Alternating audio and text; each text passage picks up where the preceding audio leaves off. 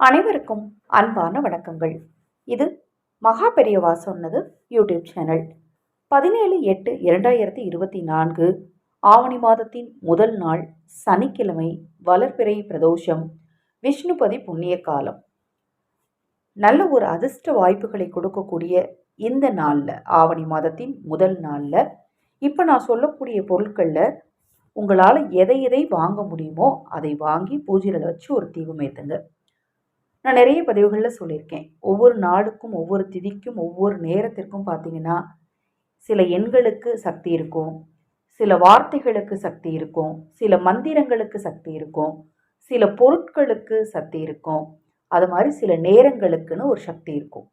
அதை நம்ம அந்த நாளில் முறையாக பயன்படுத்திக்கிட்டோம் அப்படின்னா, நமக்கு வரக்கூடிய பிரச்சனைகளில் இருந்து எளிதாக நம்ம விடுபட முடியும். பிரச்சனைகள் வராமலும் நம்மளை நாம் தற்காத்துக்க முடியும்.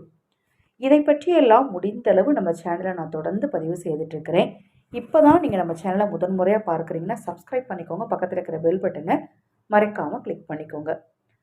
ஆவணி மாதத்தின் முதல் நாளில் நீங்கள் முதல்ல வாங்க வேண்டிய பொருள் பார்த்தீங்கன்னா துளசி, 2வது கல்கண்டு, 3வது பச்சை கற்பூரம், 4வது லவங்கம், 5வது கல்லுப்பு, 6வது செவ்வாழை பழம் அல்லது மாதுளம் பழம், அதாவது சிகப்பு நிறத்தில் இருக்கக்கூடிய பழங்கள். தோல் உளுந்து, தோலோடு இருக்கணுங்க. வெறும் உளுந்து வாங்கிறத விட தோல் உளுந்து வாங்கிறது ரொம்ப சிறப்பு. அடுத்தது எள், வெல்லம், நல்லெண்ணெய், நெய், வாசனை மிகுந்த மலர்கள். இப்போ நான் சொன்ன எல்லாமே முடிஞ்சால் வாங்குங்க. முடியாத பட்சத்தில் சில பொருட்கள்லாம் எங்கள் வீட்டிலே இருக்குங்க. ஒரே ஒரு பொருள் மட்டும் ஒரு 10 ரூபா செலவு பண்ணி, இப்போ நான் துளசி மட்டும் ஒரு மாலை ஒரு 10 ரூபாய்க்கு வாங்குறேன், மற்ற பொருட்கள்லாம் வீட்டில் இருக்குது, எடுத்து பூஜையில் வைக்கலாம்னா தாராளமாக வைக்கலாம், தவறு கிடையாது. ஏதாவது ஒன்று மட்டுமாவது நாளைக்கு செலவு செய்து வாங்கி பூஜையில் வச்சுட்டு அதன் பிறகு எடுத்து சமையலில் வச்சுக்கோங்க. அந்த மாதம் முழுக்க பார்த்தீங்கன்னா உங்களுக்கு தட்டுப்பாடு, பணத்தட்டுப்பாடோ அல்லது உணவு தட்டுப்பாடோ எதுவுமே இருக்காது.